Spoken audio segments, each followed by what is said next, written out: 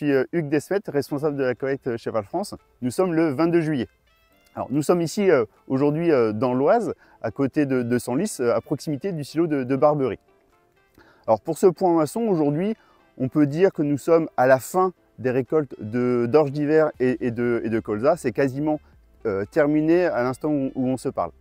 Alors, nous sommes à peu près au niveau des blés à 40% de la collecte, du prévisionnel de collecte de moisson. Alors, on est un peu arrêté aujourd'hui parce qu'il y a eu des pluies durant le week-end.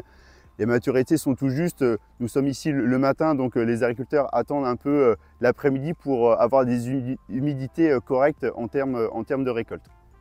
Alors bien entendu, comme les vidéos précédentes, c'est un peu la déception au niveau des rendements, que ce soit en orge d'hiver ou en colza.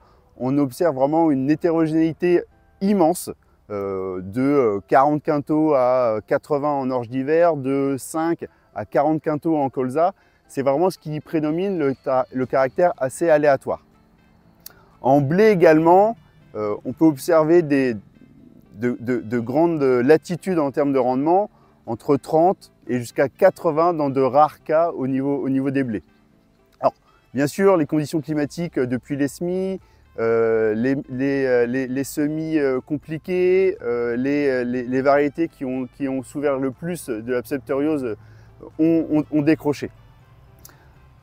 Les blés, on va dire que nous sommes à peu près à une moyenne très en deçà de l'année dernière, environ à moins 25, moins 30% dans certains cas, voire plus.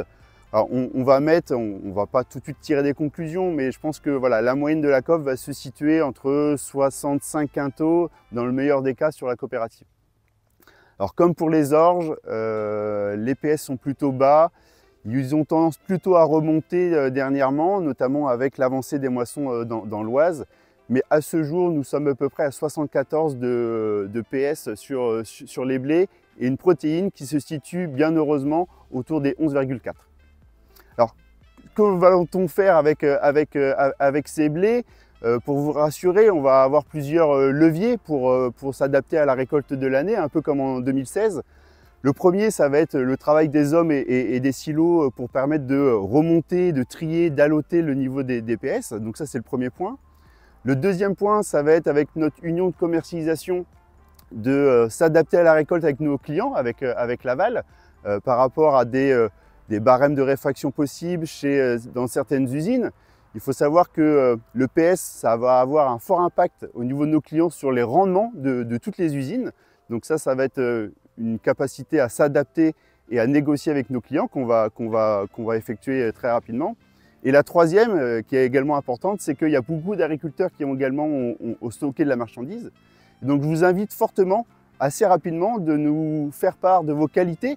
N'oubliez pas qu'avec les silos, vous pouvez faire un bilan de stockage ferme.